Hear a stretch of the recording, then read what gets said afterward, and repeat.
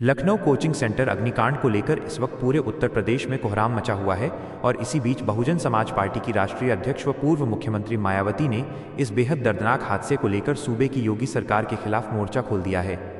लखनऊ के एक प्रतिष्ठित कोचिंग सेंटर में अचानक भड़की भीषण आग की चपेट में आने से 14 निर्दोष और होनहार विद्यार्थी बुरी तरह झुलस गए, जिससे पूरा प्रशासनिक अमला कटघरे में खड़ा हो गया है। इस संवेदनशील और भयावह घटना के सामने आते ही मायावती ने न सिर्फ गहरा दुख और आक्रोश व्यक्त किया, बल्कि उन्होंने सीधे तौर पर सरकार की नीतियों, प्रशासनिक तंत्र की घोर लापरवाही और अधिकारियों के भ्रष्टाचार पर तीखा हमला बोलते हुए इसे एक प्रशासनिक हत्या करार दिया है। उन्होंने साफ शब्दों में कहा कि ये हादसा कोई आम दुर्घटना नहीं है, बल्कि उन मासूम बच्चों के जीवन के साथ खिलवाड़ है जो अपने उज्जवल भविष्य के सपने संजोकर राजधानी में पढ़ाई करने आए थे। मायावती का यह आक्रामक बयान सोशल मीडिया से लेकर राजनीतिक गलियारों में आग की तरह फैल गया है, जिसने सरकार को बैकफुट पर आने के लिए मजबूर कर दिया है और इस वक्त पूरे प्रदेश में इस मुद्दे को लेकर एक बड़ी बहस छिड़ गई है। इस दुखद हादसे की ज़मीनी हकीकत को देखा जाए तो लखनऊ का वो इलाका जहां ये कोचिंग सेंटर संचालित हो रहा था, वहां सुरक्षा मानकों की धज्जियां सरेआम उड़ाई जा रही थीं। मायावती ने अपने विस्तृत बयान में इसी बात को मुख्य आधार बनाते हुए सरकार को घेरा है कि आखिर लखनऊ विकास प्राधिकरण, LDA, दमकल विभाग और नगर निगम जैसे बड़े बड़े जिम्मेदार महकमे इतनी बड़ी लापरवाही पर आंखें मूंद कर क्यों बैठे रहें। उन्होंने कहा कि उत्तर प्रदेश की राजधानी में जब नाक के नीचे इस तरह के अवैध, संकरे और बिना फायर NOC के व्यावसायिक परिसर धड़ल्ले से चल रहे हैं, तो बाकी जिलों की स्थिति की कल्पना करना भी रूह कपा देने वाला है। मायावती ने सवाल उठाया कि गरीब, किसान और मध्यम वर्गीय परिवारों के बच्चे अपने माता पिता की खून पसीने की कमाई को दांव पर लगाकर इन कोचिंग संस्थानों में मोटी फीस भरकर केवल इसलिए आते हैं ताकि वे प्रतियोगी परीक्षाओं को पास कर सकें, लेकिन उन्हें क्या पता था कि जिन कमरों में वे अपना भविष्य तलाश रहे हैं वे असल में एक मौत का कुआं साबित होंगे। 14 विद्यार्थियों का इतनी बेरहमी से झुलस जाना और अस्पताल में जीवन मौत के बीच जूझना किसी भी संवेदनशील समाज और सरकार के लिए एक बड़ा कलंक है।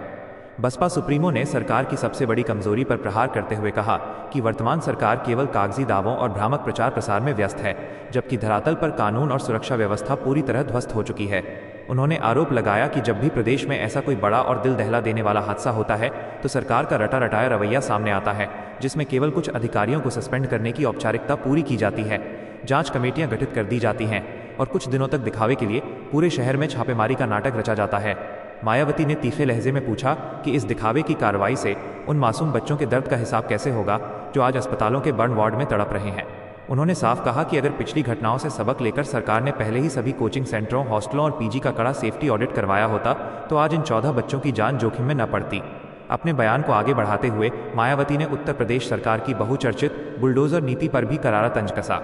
उन्होंने कहा कि जो सरकार छोटे मोटे मामलों में या राजनीतिक विरोधियों को निशाना बनाने के लिए तुरंत बुलडोजर निकालने का ढिंढोरा पीटती है, वो आज उन रसूखदार कोचिंग माफियाओं और भ्रष्ट अधिकारियों के खिलाफ पंगु क्यों नजर आ रही है जिन्होंने पैसों के लालच में बच्चों की जिंदगी को दांव पर लगा दिया। मायावती ने मांग की कि असली बुलडोजर और सख्त कार्रवाई तो उन भ्रष्ट अफसरों पर होनी चाहिए जो रिश्वत लेकर ऐसी असुरक्षित और बिना वेंटिलेशन वाली इमारतों में हजारों बच्चों को ठसने की इजाजत देते हैं। उन्होंने कहा कि कानून का राज केवल विज्ञापनों में चमक रहा है, जबकि असलियत यह है कि आज छात्र, युवा और आम जनता खुद को पूरी तरह असुरक्षित महसूस कर रही है। मायावती ने पीड़ित परिवारों के प्रति गहरी सहानुभूति जताते हुए सरकार के सामने 4 बेहद महत्वपूर्ण और कड़ी मांगें रखी हैं जिन्हें तुरंत लागू किया जाना चाहिए। पहली मांग के तहत उन्होंने कहा कि अस्पताल में भर्ती सभी 14 झुलसे हुए विद्यार्थियों को बिना किसी देरी के देश के सबसे बेहतरीन और अत्याधुनिक अस्पतालों में सरकारी खर्चे पर इलाज मुहैया कराया जाए और इसमें किसी भी स्तर पर कोताही बर्दाश्त नहीं की जानी चाहिए। दूसरी मांग में उन्होंने पीड़ित छात्रों और उनके परिजनों के लिए भारी भरकम वित्तीय सहायता यानी मुआवजे की मांग की है, ताकि उनके इलाज और भविष्य के नुकसान की कुछ हद तक भरपाई हो सके। तीसरी सबसे बड़ी मांग ये है कि इस हादसे के लिए जिम्मेदार केवल बिल्डिंग मालिक या कोचिंग संचालक को पकड़कर पल्ला न झाड़ा जाए, बल्कि उन तमाम सरकारी इंजीनियरों और फायर सेफ्टी अधिकारियों को नौकरी से बर्खास्त कर उन पर आपराधिक मुकदमा दर्ज किया जाए जिन्होंने इस सेंटर को हरी झंडी दी थी।